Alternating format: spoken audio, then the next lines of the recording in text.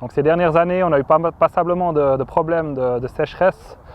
Les étés deviennent toujours de plus en plus secs avec moins de précipitations. Et ça devient un grand défi de produire suffisamment de fourrage de base sur les exploitations en Suisse en général, mais plus précisément aussi en Suisse romande. Donc pour répondre à cette question, Semensufa a développé ces dernières années des mélanges bien résistants au sec, donc, en introduisant différentes espèces, notamment la luzerne et la fétuque élevée.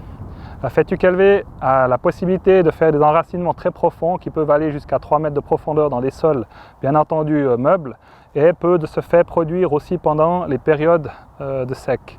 Cette graminée-là, la fétuque élevée, au départ n'était pas trop appréciée, vu qu'elle avait des feuilles qui étaient assez grossières et qui étaient en fait refusées par le bétail. Ces dernières années, la sélection suisse, notamment Agroscope puis la commercialisation par DSP, ont développé des variétés avec des feuilles souples, donc des feuilles qui sont beaucoup mieux appréciées par le bétail et qui sont moins refusées, que ce soit en pâture, en affouragement en verre ou bien lorsque c'est ensilé ou séché en grange ou en balle ronde. Donc on a développé deux mélanges, une fois le mélange UFA Helvetia que vous connaissez maintenant depuis 3-4 années et qui est un franc succès au marché. On voit que c'est un des mélanges presque les plus vendus chez Semensufa. On a développé par la suite un mélange qui s'appelle UFA King Gold, qui est la suite du mélange UFA Queen Gold.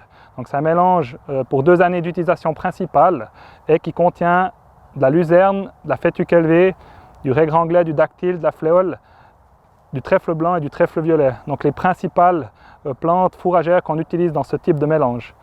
On attend de ce mélange une bonne résistance au sec, une bonne production fourragère pour garantir la production sur les exploitations. La fétuque élevée et la luzerne sont des plantes cultivées en pur dans les stations de recherche Agroscope qui ont fourni le plus de rendement. Donc on atteint des rendements de matière sèche qui vont jusqu'à 14 tonnes, voire plus de matière sèche avec la luzerne et la fétuque élevée. En les combinant, on atteint vraiment des rendements exceptionnels et de qualité. Bien entendu, pour la qualité, il faut toujours tenir compte du stade de récolte.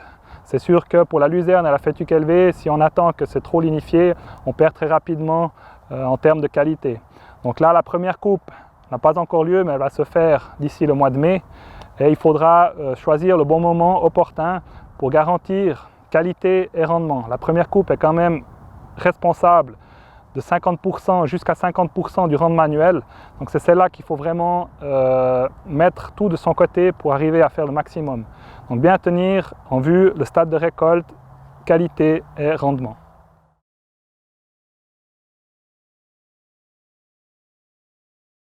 Nous allons parler ici de la fumure des cultures fourragères. Il faut veiller à un pH du sol correct. Cela a une influence importante sur la diversité de la flore.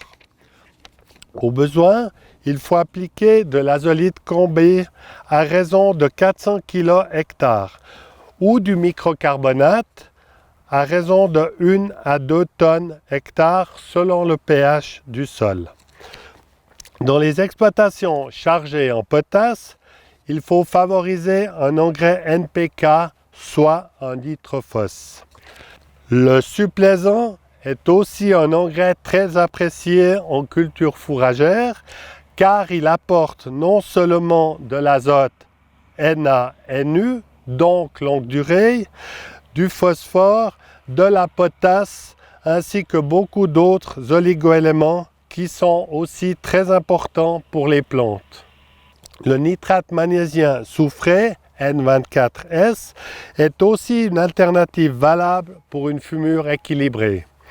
La quantité d'azote apportée après chaque coupe devrait être d'au moins 30 unités d'azote, ceci pour le succès d'une bonne récolte.